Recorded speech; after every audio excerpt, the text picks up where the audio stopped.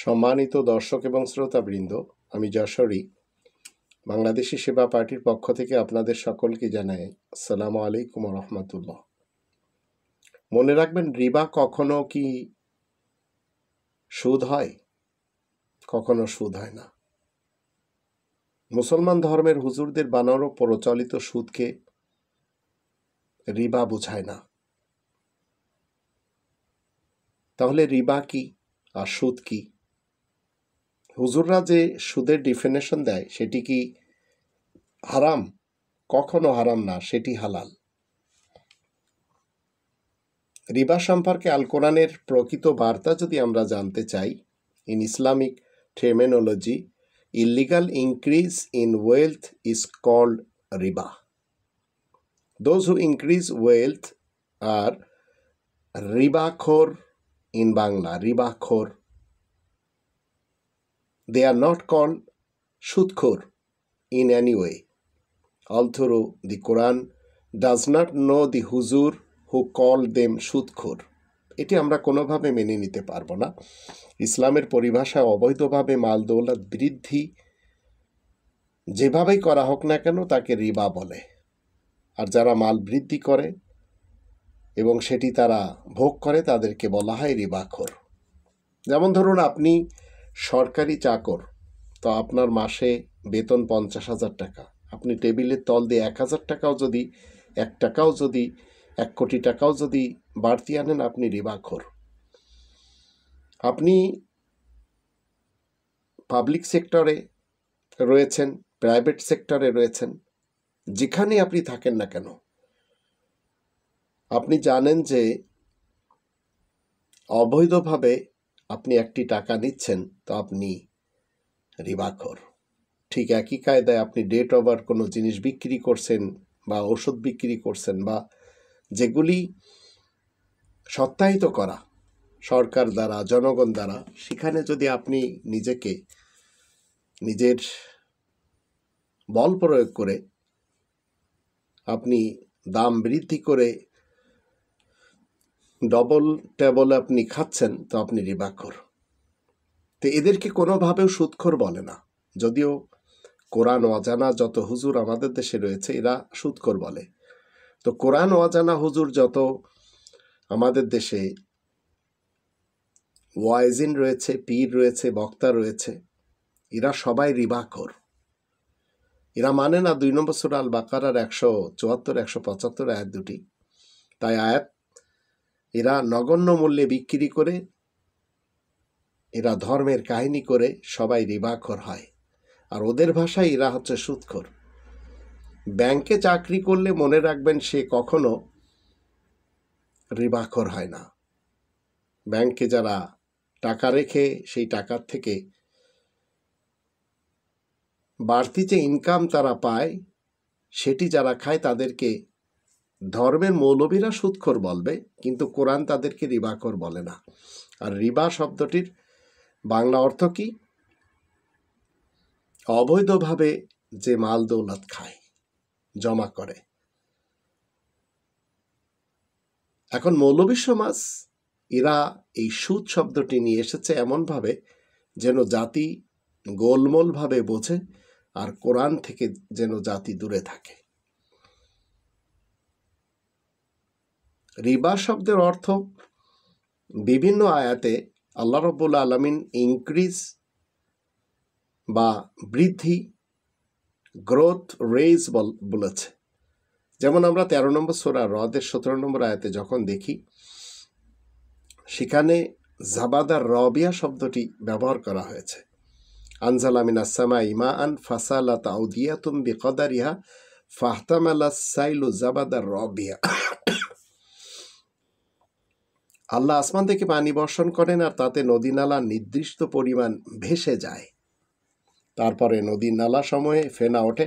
ঠিক যেমন গহনা কিংবা অন্য কোনো জিনিস তৈরি করার জন্য যে জিনিস আগুনে তাপে গলানো হয়, তাতে ফেনা ওঠে। আল্লাহ এইভাবেই সত্যের এবং মিথ্যার উপমা বর্ণনা করেন। তারপরে সে ফেনা তো শুকিয়ে শেষ হয়ে যায়, আর মানুষের উপকারে যা থাকে তা মাটির বুকে থেকে যায়। আল্লাহ এইভাবে তো উপমা বর্ণনা করেন। আবার 69 নম্বর সূরা আল হাক্কার 10 নম্বর আয়াতে বলা হচ্ছে ফাআসাউ রাসূলা রাব্বিহিম ফাআখাযাহুম আখযাতার রাবিয়া। তাই তাদের সবাই তাদের রবের বার্তাবাহক রাসূলের অবাধ্য হয়, সুতরাং তাদেরকে বেশ কড়াভাবেই পাকড়া করা হয়। আখযাতার রাবিয়া। 22 নম্বর সূরা আল হজের 4 নম্বর আয়াতে বলা হচ্ছে কুতিবা আলাইহি আন্নাহু মান তাওয়াল্লাহু ফাআন্নাহু ইউদিল্লুহু ওয়া ইয়াহদিহি ইলা আযাবিস সাঈর। যার সম্পর্কে লিখে দেওয়া হয়েছে যে ব্যক্তি শয়তানের সঙ্গী সাথী হবে তাকে অবশ্যই গোমরাহ করবে আর তাকে শয়তান সংকীর্ণ জায়গার আযাবের দিকে টেনে নেবে। আমরা যখন আল কোরআনের 30 নম্বর সূরা আর রোমের 39 আয়াত দেখি, সেখানে বলা হচ্ছে ওয়ামা আতাইতুম মির রিবান লিয়ারবুয়া ফি আমওয়ালিন নাস ফালা ইয়ারবু ইনদাল্লাহ ওমা আতাইতুম মিন যাকাতিন তুরিদুনা ওয়াজহাল্লাহ ফাউলাইকা হুমুল মুদঈফুন। আর তোমরা রিবা তথা অবৈধ পন্থায় যে মাল দৌলত অর্জন করো তা যে কেবল মানুষের দৃষ্টিতে বৃদ্ধি হয়, কিন্তু তা আল্লাহ তাআলার কাছে মোটেই বাড়ে না। কারণ এই পয়সা তো রিবার মাধ্যম দিয়ে আপনি অর্জন করেছেন। তবে তোমরা পবিত্র মনে আল্লাহ তাআলার সন্তুষ্টি লাভের আশা নিয়ে যাকাত হিসেবে যা কিছু দিবে তাই যে দ্বিগুণ হবে। যাকাত যখন আমরা 8 নম্বর সূরা আল আনফালের 41 নম্বর আয়াত পড়ি, সেখানে আল্লাহ বলছেন যে ওয়ালামু আন্নামা গনিমতুম মিন শাইইন ফাআনা লিল্লাহি খুমুসাহু। যে কোনো জিনিস লাভ থেকে আপনার কাছে আসবে তার 5 ভাগের 1 ভাগ দিতে হবে। এটি হচ্ছে খুমুসের যাকাত, আর এটি যাকাতের খুমুস। এখন 100 টাকা আপনার লাভ হলো, সেখান থেকে আপনি 20 টাকা দিয়ে দিলে বাকি 80 টাকা আপনার জন্য চিরকালের, আর কখনো যাকাত দিতে হবে না। আর যদি ওই 20 টাকা না দেন তাহলে আপনি রিবাখোর। আর মুসলমান সমাজের ভিতরে আমরা দেখতে পাই তারা বছর শেষে 2.5 টাকা দেয়। এই কনসেপ্ট ইসলামের না, ইসলামের মুসলিমরা এই কনসেপ্টে কখনো উপনীত হবে না। 41 নম্বর সূরা হামিম আস-সাজদায়ের 39 আয়াতে আমরা যখন দেখি ওয়ামিন আয়াতিহি আন্নাকা তারাল আরদা খাশিয়াতান ফাইদা আনজালনা আলাইহাল মা আহতাজাত ওয়া রাবাত ইন্নাল্লাযী আহইয়াহা লামুহিল মাউতা ইন্নাহু আলা কুল্লি শাইইন কাদির। আর রবের নিদর্শন সময়ের মধ্যেই তো তুমি দেখতে পাচ্ছ জমিন শুষ্ক হয়ে ফেটে রয়েছে, তারপরে যখন আমি তাতে পানি পৌঁছে দিই তখন যে তার ফলে উর্বর হয়ে ফুলে ওঠে। রবাত। যে রব এই মাটিকে জীবিত করেন সেই রবই তো মৃতদেরকে বাঁচিয়ে তুলবেন। নিশ্চয় সেই রব সকল বিষয়ের উপর কুদরত রাখেন, পূর্ণ ক্ষমতা রাখেন। তো এই যে আয়াতগুলি আপনারা শুনলেন, আর এখানে বিশেষ করে রাবা যে শব্দটি, এর অর্থ কখনো সুদ বসালে চলবে? তো মৌলবী সমাজ নিজেরা রিবাখোর, কিন্তু রিবার সঠিক অর্থ তারা জানলেও বলবে না, কারণ তাদের তো রিবা সামনে রেখে জীবন কাটাতে হয়। ধর্মের খোয়ার যত মাদ্রাসার মোহতামিম রয়েছে এরা সবাই রিবাখোর। যারা আয়াত বিক্রি করে মাইনে নিচ্ছে, যারা নামাজ বিক্রি করে মাইনে নিচ্ছে, যারা আজান এবং ইকামাত বিক্রি করে মাইনে নিচ্ছে, মাসিক বেতন নিচ্ছে, এরা সবাই রিবাখোর। তো আল কোরআনে রিবা শব্দের ব্যবহার থেকে আমরা যে রুটটা দেখতে পাই, এর বিশেষ একটি অর্থ হলো শ্বাসরোধ। শ্বাসরোধ হলে কি হয়? আপনার ফুসফুসে বাতাস প্রবেশ বাধাগ্রস্ত হয়, আপনার হৃদয় স্পন্দন বৃদ্ধি পায়। এখন যারা শিক্ষিত সমাজ রয়েছে তারা মূলত এগুলি বুঝবে, কিন্তু ধর্মের খোয়ার থেকে যারা পড়েছে, ধর্মের মাদ্রাসা থেকে যারা পড়েছে, এরা তো কিছুই বুঝবে না। কারণ এদের তো মাথার মধ্যে সুদ ঢুকে দেওয়া হয়েছে। সুদ আমাদের বাংলা ভাষায় চলেই না। শ্বাসরোধ, মানুষের অসহায়ত্বের সুযোগ ব্যবহার করে গলা চেপে ধরে অতিরিক্ত মূল্য আদায় হলো রিবা। এটি নেগেটিভ অর্থ। আবার বৃদ্ধি পাওয়া, ইনক্রিজ, আবার স্ফীত হওয়া, গ্রোথ, এটি পজিটিভ অর্থ। একই আয়াতে আল্লাহ রিবা শব্দকে দুইটি অর্থে, পজিটিভ এবং নেগেটিভ হিসেবে ব্যবহার করেছেন। যেমন 2 নম্বর সূরা আল বাকারার 276 আয়াতে বলা হচ্ছে, ইয়ামহাকুল্লাহুর রিবা ওয়া ইউরবিস সাদাকাত। তো রিবা দুটি মানে দিচ্ছে এখানে, ইয়ামহাকুল্লাহুর রিবা ওয়া ইউরবি আস-সাদাকাত। অবৈধভাবে মাল অর্জন করার পন্থাগুলোকে আল্লাহ নিশ্চিহ্ন করে থাকেন, আর আল্লাহ তাআলার খাতিরে খুশি মনে দান সদকা করাকে কি করেন? বর্ধিত করেন। আর আল্লাহ সমস্ত অকৃতজ্ঞ পাপীদেরকে অপছন্দ করেন। তো এই একটি আয়াতের রাবার সঠিক অনুবাদ কি? বাধা। নেগেটিভ পজিটিভ হিসেবে ব্যবহার হয়েছে। কাজে আল্লাহ তাআলার পক্ষ থেকে ইয়ামহাকুল্লাহুর রিবা, আল্লাহ কি করেন? মিটিয়ে দেন, নিশ্চিহ্ন করেন। তো হুজুররা সুদ নাম দিয়ে কোরআনের আয়াতের অর্থ কি করেছে? বিকৃত করে তারা নিজেরা রিবাখোর হয়ে ধর্মের কাহিনী করে চলেছে আমাদের দেশে। সবচেয়ে বেশি পৃথিবীতে ধর্মের নামে তামাশা হয় বাংলাদেশে।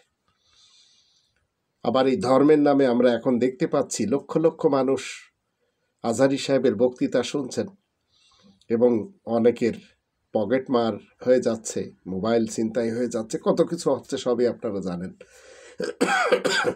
2 নম্বর সূরা আল বাকারার 275 আয়াতে আপনাকে রিবা সম্পর্কে যে সঠিক ধারণা দিবে, তাতে সুদ শব্দটি আপনারা কোনোভাবে বুঝবেন না। আল্লাহ বলছেন, আল্লাযীনা ইয়াকুলুনা রিবা লা ইয়াকুমুনা ইল্লা কামা ইয়াকুমুল্লাযী ইয়াতাখাব্বাতু শাইতানু মিনাল মাস যালিকা বিআন্নাহুম ক্বালু ইন্নামাল বাই'উ মিছলু রিবা ওয়া আহাল্লাল্লাহুল বাই'a ওয়া হাররামা রিবা ফামান জাআহু মাউ'ইযাতুম মির রাব্বিহি ফান্তাহা ফালাহু মা সালাফ ওয়া আমরুহু ইলাল্লাহ ওয়া মান আ'দা ফাউলাইকা আসহাবুন নার হুম ফিহা খালিদুন। যে সকল লোকেরা রিবাখোর, মানে অবৈধভাবে মাল দৌলত খাওয়ার চক্করে থাকে, তাদের কোনো স্থায়িত্ব থাকে না, বরং তাদের ভিত্তি নড়বড় থাকে। কেননা শয়তানি তথা ব্যক্তিত্বের চাহিদা পূরণে সে দিশেহারা থাকে। তার আসল কারণ এই যে তাদের কথা হলো, নিশ্চয় অবৈধ মাধ্যমে মাল বৃদ্ধি করাও তো মেহনতের মতো। তো যত পলিটিশিয়ান দেখবেন, এরা রাজ্যের ভান্ডার খালি করে দেয় এবং তারা মনে করে এটি তাদের জন্য ঠিক আছে। তাই আমাদের দেশে তেল চোর, গম চোর, আবার আমাদের দেশে খাদ্য খাবার চোর, আবার আমাদের দেশে রিজার্ভ চোর, এগুলি সব পাওয়া যায়। অথচ আল্লাহ ব্যবসার তথা মেহনতের মাধ্যমে মাল দৌলত অর্জন করাকে বৈধ বলেছেন, আর অবৈধভাবে মাল দৌলত অর্জন করাকে কঠিনভাবে নিষেধ করেছেন, হারাম করেছেন। ওয়া আহাল্লাল্লাহুল বাই'a ওয়া হাররামা রিবা। তো যে কোনো ব্যক্তির কাছে তার চিরস্থায়ী লালন পালনকারী রবের নিকট হতে সুন্দর উপদেশ পৌঁছেছে, আর সে ব্যক্তি ভবিষ্যতের জন্য বিরত থেকেছে, তাহলে অতীতে যা ঘটে গেছে তা তো ঘটেই গেছে। তার ব্যাপারে আল্লাহ তাআলার উপরে ন্যস্ত। তবে যারা পুনরায় আরম্ভ করবে, তারাই অগ্নিবাসী হয়ে সেই অবস্থাতে সবসময় পড়ে থাকবে। মনে রাখবেন, এটি এই কালে এবং পরকালে। তারপরে আল্লাহ বলেন, ইয়া আইয়ুহাল্লাযীনা আমানুত্তাকুল্লাহা ওয়া যারু মা বাকিয়া মিনার রিবা ইন কুনতুম মুমিনিন।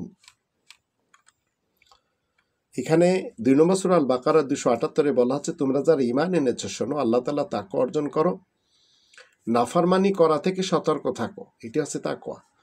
আর যদি তোমরা মুমিন হওয়ার দাবি থাকে তোমাদের, তাহলে অবৈধভাবে অর্জন করা অর্থ সম্পদের যা কিছু অবশিষ্ট রয়েছে তা সব ছেড়ে দাও। এখন যারা রিবাখোর, আমাদের দেশে যারা এই দুর্নীতিবাজ পলিটিশিয়ান এবং যারা ধর্মজীবী মোল্লা, 2 নম্বর সূরা আল বাকারার 279 আয়াতে বলা হচ্ছে, ফাইল্লাম তাফালু ফাআযানু বিহারবিন মিনাল্লাহি ওয়া রাসূলিহি ওয়া ইন তুবতুম ফালাকুম রুউসু আমওয়ালিকুম লা তাযলিমুনা ওয়া লা তুযলামুন। যদি তোমরা তা না ছাড়তে চাও, রিবার পন্থা যদি আপনি না ছাড়েন, তাহলে জেনে রাখবে তোমাদের বিরুদ্ধে আল্লাহ ও আল্লাহর বার্তাবাহক রাসূলের পক্ষ হতে যুদ্ধের ঘোষণা রয়েছে। আর যদি তোমরা এই কাজ হতে ফিরে থাকো, তাহলে তোমাদের মূলধন তো তোমাদেরই থাকবে। তোমরা জুলুম নির্যাতন না করলে নির্যাতিত হবে না। মূলধনটা কি? আপনার বেতন। মূলধনটা কি? যেটা আপনি বৈধভাবে অর্জন করেছেন।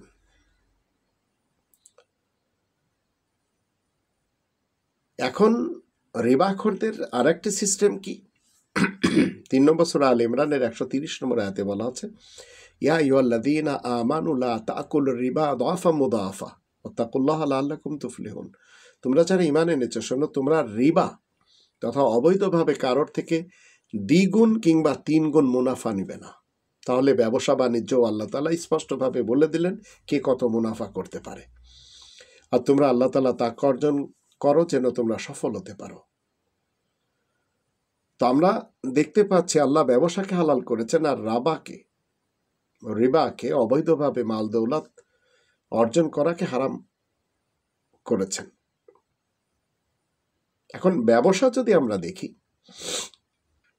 ব্যবসায় পণ্যের মূল্য নির্ধারিত হয় সাপ্লাই এবং ডিমান্ডের ভিত্তিতে, মানে যোগানের এবং চাহিদার ভিত্তিতে।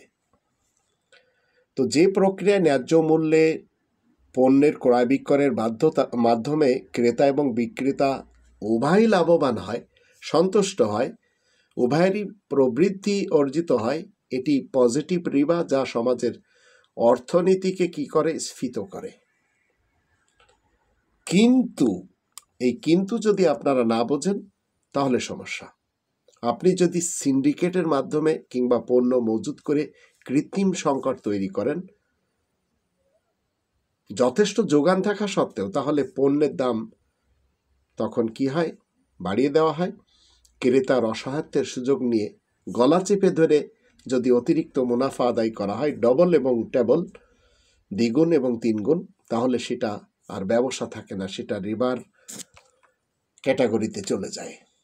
আর সেটাই হলো নেগেটিভ রিবা বা শ্বাসরোধ করা। এতে ক্রেতা ক্ষতিগ্রস্ত হয়, আর আল্লাহ এই নেগেটিভ রিবাকে কঠিনভাবে নিষেধ করেছেন, যাকে আমরা হারাম বলি।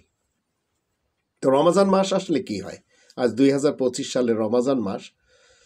ব্যবসায়ীরা পণ্য কি করে? মজুত করে এবং সিন্ডিকেট করে পণ্যের দাম কৃত্রিমভাবে বাড়িয়ে দেয়। তো এই ব্যবসায়ীরা সবাই রিবাখোর। তারাবি পড়ুক, কপালে নামাজের দাগ লাগা, কোনো লাভ নেই। তো এটি হলো নেগেটিভ রিবা, যা আল্লাহ হারাম করেছেন। আবার কেউ ফাইল আটকে রেখে ঘুষ নিয়ে কাজ করেন, সেটি হচ্ছে নেগেটিভ রিবা, যা হারাম। ডাক্তারবাবুরা কি করেন আমাদের দেশে? প্রয়োজন না হলেও একগাদা টেস্ট করতে দিয়ে ডায়াগনস্টিক সেন্টার থেকে কমিশন খান, সেটিও নেগেটিভ রিবা। তো এখানে রোগীর অসহায়ত্বের সুযোগ নিচ্ছেন এই কসাই ডাক্তারেরা। আমার নাতনি বয়স 4 মাস অতিক্রম করলো, 10টি ইঞ্জেকশন লিখে দিয়েছে। তো এই রিবাখোর ডাক্তারদের দিয়ে সমাজে কি হবে? লাভ হবে? ক্ষতি হবে। যে মুনাফা বা সম্পদ অর্জন অবৈধভাবে মানুষের শ্বাসরোধ করে অর্জন করা হয়, সেটাই নেগেটিভ রিবা বা হারাম।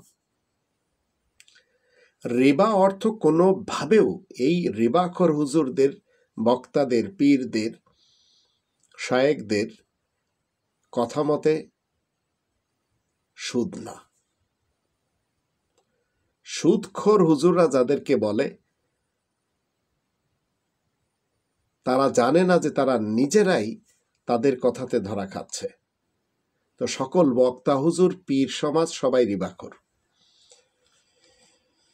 এরা যেভাবে ধর্মের কাহিনী বিক্রি করে অবৈধভাবে 1-2 ঘন্টা 3 ঘন্টা কথা বলে 50,000, 1 লাখ, 2 লাখ, 3 লাখ নিয়ে যায়, এরা সবাই রিবাখোর। এদের থেকে সমাজে তো কোনো উপকার হচ্ছে না, সমাজে পোলশন ছড়াচ্ছে। এরা আবর্জনা আমাদের দেশের জন্য। 118 জন প্লাস রয়েছে এরা। আর এরাই বলছে ব্যাংকে টাকা জমা রাখলে আপনার অর্থ বছরে বৃদ্ধি পায়। প্রত্যেক মাসে আপনাকে একটি টাকা তারা দেয়, এটি পজিটিভ রিবা, এটি ব্যবসা। আপনি টাকা দিচ্ছেন, আবার আপনি কি করছেন, একটা ডেমোতে সাইন করছেন, আপনার টাকা মূলধন তারা ফেরত দেওয়ার জন্য গ্যারান্টি দিচ্ছে। তো এটি হালাল, কারণ এতে ব্যাংক এবং গ্রাহক কারোরই শ্বাসরোধ হচ্ছে না, কোনো পক্ষই কারোর অসহায়ত্বের সুযোগ নিচ্ছে না, বরং চুক্তির শর্ত অনুসারে ব্যবসায়িক লেনদেন করছে। তো 4 নম্বর সূরা আন-নিসার 29 আয়াতে বলা আছে, ইয়া আইয়ুহাল্লাযীনা আমানু লা তাকুলু আমওয়ালাকুম বাইনাকুম বিল বাতিল ইল্লা আন তাকুনা তিজারাতান আন তারাদিম মিনকুম ওয়া লা তাকতুলু আনফুসাকুম ইন্নাল্লাহা কানা বিকুম রহিমা। তোমরা যারা ঈমান এনেছো, শোনো, তোমরা নিজেদের একে অন্যের ধন সম্পত্তি অন্যায়ভাবে মোটেই খাবে না, তবে ব্যবসার উপলক্ষে নিজেদের সম্মতি অনুসারে খরচপত্রের কথা আলাদা। আর তোমরা কতলের মাধ্যমে নিজেদেরকে শেষ করবে না, আল্লাহ তোমাদের সাথে বড়ই দয়াবান, একথা সত্য সুনিশ্চিত। এখন যারা আপনারা ব্যাংকে চাকরি করছেন, হালাল উপার্জন করছেন, এখানে আপনি যদি ব্যবসা করার জন্য ব্যাংকের কাছে ঋণ নেন 10%, সেটি রিবা না, সেটি ব্যাংকের সাথে আপনার চুক্তি, যা মাসে মাসে কিস্তি আকারে পরিশোধ করার ব্যাপারে আপনি চুক্তিবদ্ধ। তো ব্যাংকের কর্মচারীদের বেতনও আবার এই মুনাফা থেকে হয়, হারাম হয় কি করে? আপনি ব্যাংক থেকে ঋণ নিয়ে ব্যবসা করে সফল হলেন, আবার ব্যাংকেরও লাভ হলো, উভয় লাভবান হলেন, এটি পজিটিভ রিবা, এটা গ্রোথ, অর্থনীতি স্ফীত হওয়া, সম্পদ বৃদ্ধি পাওয়া। এখানে আপনি যদি চুক্তি অনুসারে ঠিকমতো মাসিক কিস্তি দিতে না পারেন, তাহলে ব্যাংক আপনাকে সময় দেয় কিস্তি পরিশোধের জন্য, সেটিও রয়েছে। 2 নম্বর সূরা আল বাকারার 280 নম্বর আয়াতে বলা হচ্ছে, ওয়াইন কানা যু উসরাতিন ফানাযিরাতুন ইলা মাইসারা ওয়া আন তাসাদদাকু খায়রুল লাকুম ইন কুনতুম তা'লামুন। যদি কেউ অভাবগ্রস্ত হয় বা হয়ে যায়, তাহলে তার অবস্থা সচ্ছল না হওয়া পর্যন্ত অবকাশ দিবে, আর যদি তোমরা আল্লাহ তাআলার খাতিরে সদাকা করে দাও, তাহলে তা তোমাদের জন্য কল্যাণকর, যদি তোমরা জানতে চাও। তো এই আয়াত ঋণ গ্রহীতার জন্য কিস্তি পরিশোধের সময় কি করতে হবে, বৃদ্ধি করার কথা আল্লাহ বলে দিয়েছেন। সেই সময় অতিবাহিত হলে অর্থ চক্রবৃদ্ধি হারে বাড়তে থাকে। এটিও নেগেটিভ রিবা বা হারাম নয়, যদি এসব শর্তগুলো চুক্তিপত্রে লেখা থাকে যে ডিফল্টার হলে কি হারে অর্থ বাড়বে, অর্থাৎ চুক্তি অনুসারে যে অর্থ বৃদ্ধি পায়, সেটি নেগেটিভ রিবা বা হারাম নয়। অর্থাৎ সকল তথ্য জেনেই আপনি ব্যবসায়িক ঝুঁকি নিয়ে ব্যাংক থেকে ঋণ নিয়েছেন, তা আপনাকে পরিশোধ করতে হবে, এখন দিতে পারছেন না, পরে দেন। তবে কেউ যদি কোনো মুমিনের কাছ থেকে ঋণ নেয় এবং সে ব্যবসায় লস খেয়ে অসহায় অবস্থায় পড়ে, তাহলে ঋণদাতা মুমিনের উচিত সেটিকে সাদাকা করা। এই উপদেশ আল্লাহ তাআলা দিচ্ছেন। সে কারণে যে কোনো লেনদেন, ছোট হোক কিংবা বড় হোক, ঋণ সংক্রান্ত চুক্তি লিপিবদ্ধ করতে হবে। উক্তুব, কাতিব, এটি কিতাব আকারে সংকলিত করতে বলেছেন আল্লাহ। আর কোরআনের সবচেয়ে বড় আয়াত হচ্ছে 2 নম্বর সূরা আল বাকারার, যখন আমরা 282 আয়াত পড়ি, সেখানে দেখতে পাই আল্লাহ বলছেন, ইয়া আইয়ুহাল্লাযীনা আমানু ইযা তাদায়ানতুম বিদাইনিন ইলা আজালিন মুসাম্মান ফাকতুবু ওয়া লিয়াকতুব বাইনাকুম কাতিবুন বিল আদল ওয়া লা ইয়াবা কাতিবুন আন ইয়াকতুবা কামা আল্লামাহুল্লাহু ফালিয়াকতুব ওয়া লিয়ুমলিল লাযী আলাইহিল হক ওয়া লিয়াত্তাকিল্লাহা রাব্বাহু ওয়া লা ইয়াবখাস মিনহু শাইআ ফাইন কানা আল্লাযী আলাইহিল হক সাফিয়ান আও দাঈফান আও লা ইস্তাতিউ আন ইউমিল্লা হুয়া ফালইউমলিল ওয়ালিয়ুহু বিল আদল ওয়াস্তাশহিদু শাহিদাইনি মির রিজালিকুম ফাইন লাম ইয়াকুনা রাজুলাইন ফারাজুলুন ওয়া ইমরাতান মিম্মান তারদাউনা মিনাশ শুহাদা আন তাদিল্লা ইহদাহুমা ফাতুযাক্কিরা ইহদাহুমা আল-উখরা ওয়া লা ইয়াবা শুহাদাউ ইযা মা দুউ ওয়া লা তাসআমু আন তাকতুবুহু সাগীরান আও কাবীরান ইলা আজালি যালিকুম আকসাতু ইনদাল্লাহি ওয়া আকামু লিশ-শাহাদাতি ওয়া আদনা আল্লা তারতাবু ইল্লা আন তাকুনা তিজারাতান হাদিরাতান তুদিরুনহা বাইনাকুম ফালাইসা আলাইকুম জুনাহুন আল্লাহ তাকতুবুহা ওয়াশিদু ইদা তাবায়াতুম ওয়ালা ইদাররা কাতিবুন ওয়ালা শাহীদ ওয়াইন তাফআলু ফাইন্নাহু ফুসুকুম বিকুম আত্তাকুল্লাহা ওয়া ইউআল্লিমুকুমুল্লাহু আল্লাহু বিকুল্লি শাইইন আলিম। এই আয়াতটি হচ্ছে কোরআনের সবচেয়ে বড় আয়াত, 2 নম্বর সূরা আল বাকারার। তোমরা যারা ঈমান এনেছো শোনো, তোমরা যখন নির্দিষ্ট মেয়াদে ধারকর্য করবে তখন তা লিখে নিবে। তোমাদের মধ্যে এই লেনদেন ঠিক মতো লিখে নেওয়া দরকার, যে কোনো লেনদেন হোক। এমনকি মজার জিনিস আপনারা জানবেন যে আপনি যে হাদিসগুলি শোনেন মুসলমান মৌলবীদের কাছ থেকে, শিয়া সুন্নি সালাফি সমাজের, এই হাদিসের জন্য আপনাকে একটি হাদিস রেওয়ায়াত করার জন্য 2 জন পুরুষ হতে হবে। 2 জন পুরুষ না হলে 1 জন পুরুষ আর 2 জন নারী হতে হবে। যখন এই আয়াত আপনি সব দিক থেকে দেখবেন লেনদেনের ব্যাপারে, সেটি ধর্মের হোক, ব্যবসার হোক, কি বলে অর্থের হোক, তা আল্লাহ বলছেন যে সে যেন লিখতে অস্বীকার না করে, কারণ আল্লাহ তাকে লেখা শিখিয়েছেন। যার উপর দেনা রয়েছে তাকে লিখাতে হবে। আল্লাহ তাআলা তাকে অর্জন করা উচিত যে আল্লাহ তার চিরস্থায়ী লালন পালনকারী রব। তাতে যেন তিলমাত্র কমতি না করা হয়। দেনাদার ব্যক্তি যদি নির্বোধ কিংবা দুর্বল হয়, সে যদি লিখার ব্যবস্থা করতে না পারে, তবে তার অভিভাবকের উচিত ঠিকমতো লিখে দেওয়া। নিজেদের মধ্যে 2 জন পুরুষকে সাক্ষী করে নেবে। যদি 2 জন পুরুষকে সাক্ষীর জন্য না পাওয়া যায়, তাহলে 1 জন পুরুষ আর তোমাদের মর্জি মোতাবেক 2 জন স্ত্রী লোককে সাক্ষী করে নেবে। যদি তোমাদের মধ্যে কেউ ভুলে যায়, তাহলে অপর স্ত্রী লোকটি যেন স্মরণ করিয়ে দিতে পারে। তো হাদিসের দৃষ্টিতেও দেখবেন কোথাও আমরা 2 জন রাবি পুরুষ পাই না, বা 1 জন পুরুষ 2 জন নারী পাই না। শুধু আমরা কি পাই? সামিআতু আন ফুলান, অমুক অমুকের কাছ থেকে শুনেছে, কলা কলা রসুল্লাহ বলে চালিয়ে দিচ্ছে। তো প্রত্যেকটি জায়গাতে সমস্যা ঘটিয়ে দিয়েছে এই রিবাখোরেরা।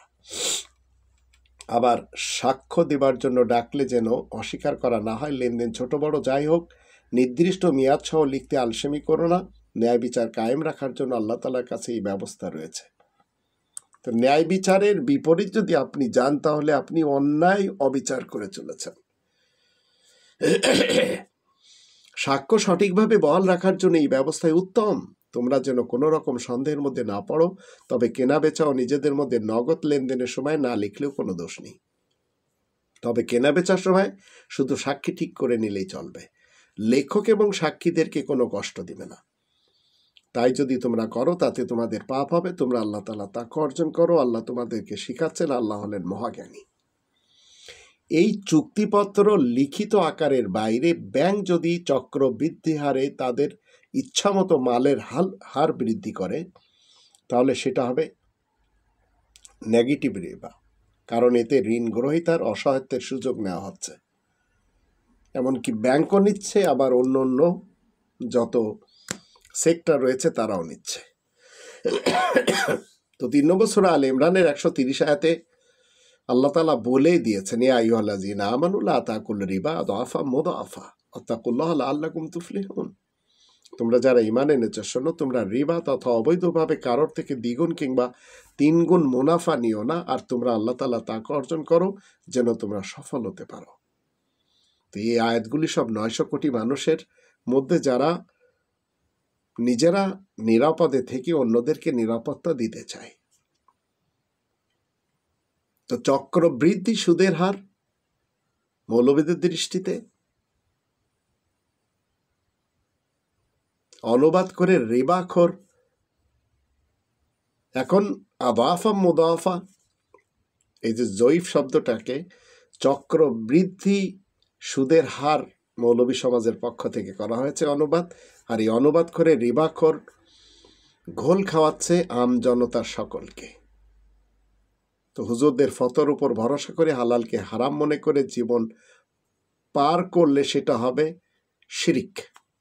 কারণ কোরআন, আল্লাহ তাআলার কোরআনে আল্লাহ যা হালাল করেছেন, পজিটিভ রিবা, প্রবৃদ্ধি, ব্যবসা, এর বিপরীত হুজুর সমাজ নিজেরা রিবাখোর হয়ে যা কিছু বলে চলেছেন, আর তারা সুদ সুদ বলে সুদখোর অমুক সুদখোর তমুক সুদখোর, ডক্টর ইউনুস সুদখোর, আবার এখন ডক্টর ইউনুস ভালো মানুষ। তো এগুলি মৌলবীদের ডিগবাজি খাওয়া। এরাই কখনো খুনি হাসিনাকে, আবার এরাই কখনো খুনি খালেদাকে দেখবেন mother of humanity, mother of democracy, আবার কওমি জননী এরাই বানায়। এরাই উলামা দল, এরাই উলামা লীগ, এরাই জামাত শিবির, এরাই হচ্ছে চরমোনাই, এরাই হিফাজত, এরাই তরিকত। তো এরা বল পাল্টাতে পারে। আল্লাহ যা হারাম করেছেন আপনি সেটিই হারাম করতে পারেন। নিজের পক্ষ থেকে হালাল হারামের ফতোয়া দিলে কি অবস্থা হবে সেটি আমরা জানব। তো নেগেটিভ রিবা শ্বাসরোধ, অসহায়ত্বের সুযোগে কৃত্রিম সংকট তৈরি করে অতিরিক্ত যে মুনাফা আদায় করা হয় সেটা নিয়ে কারোর কোনো মাথা ব্যথা নেই। কারণ ওয়াইজ যারা, বক্তা যারা, হুজুর পীর যারা, এদের দৃষ্টিতে হাদিয়া একটি শব্দ রয়েছে, আর একটা বড় অংশ এই হাদিয়ার নামে আসে তাদের কাছে। এই অসাধু ধর্মের ব্যাপারী, ধর্মের রিবাখোর, এরা সবাই নিজেরা তো রিবাখোর, আর সমাজের রিবাখোরদের কাছ থেকে যারা অসাধু, যারা দুর্নীতিবাজ পলিটিশিয়ান এবং যারা দুর্নীতি করে যারা ব্যবসা বাণিজ্য করে, এই কারুন, ফেরাউন এবং হামান, এদের পক্ষ থেকে এই ধর্মের মৌলবী সমাজ, পীর সমাজ, হুজুর বক্তা সমাজ, এরা এদের পেট ভরে, তাই এরা ফতোয়া দেয়। এরা নাম নিয়ে কখনো বলতে পারবে না যে আকিস বিড়ি খাওয়া যাবে না। আকিস বিড়ি খেলে যে ক্যান্সার হয় সেটি এরা বলবে না, কিন্তু আকিস গ্রুপের পক্ষ থেকে যখন, আর দিন ফাউন্ডেশনের পক্ষ থেকে যশোরে যখন 35 লক্ষ লোক জমা করে শেখ আহমদুল্লাহ এবং মিজানুর রহমান আজহারিকে আনা হয়, তখন এরা তাম্বাকু নিয়ে কোনো কথা বলে না। আবার এরা যখন নিজ নিজ স্টেশনে ফেরত যায় তখন দেখবেন তামাক নিয়ে বলবে এটা হারাম, বিড়ি খাওয়া হারাম, সিগারেট খাওয়া হারাম। আবার কেউ কেউ বলবে মাকরু, যারা জর্দা খায়। তো 16 নম্বর সূরা নাহলের 116 নম্বর আয়াত থেকে এই নরকবাসী, এই গন্ডগোল বাঁধানো এই উলামায়ে আজাজিল, এই উলামায়ে কুফফারদেরকে চিনে রাখুন। আল্লাহ বলেন, ওয়ালা তাকুলু লিমা তাসিফু আলসিনাতুকুমুল কাযিবা হাযা হালালু ওয়া হাযা হারাম লিতাফতারু আলাল্লাহিল কাযিব ইন্নাল্লাযীনা ইয়াফতারুনা আলাল্লাহিল কাযিবা লা ইফলিহুন। আর তোমরা বলতে চেও না ওই সব মিথ্যা কথা যা তোমাদের মুখে এসে যায়, এটা হালাল আর ওটা হারাম, এই বলে আল্লাহ তাআলার উপর মিথ্যা আরোপ করো না। এই কথা সত্য সুনিশ্চিত, যারা আল্লাহ তাআলার উপরে মিথ্যা আরোপ করে, এই আয়াত বিরোধী মুফতি সমাজ, আল্লাহ বলেন লা ইফলিহুন, এরা সবাই দোজকবাসী, এদের কোনো কামিয়াবি নেই। এখন আপনারা বুঝলেন যে ইসলামী ব্যাংক যারা করে বসে আছে, শুধু ইসলামকে লেবেলে লাগিয়েছে।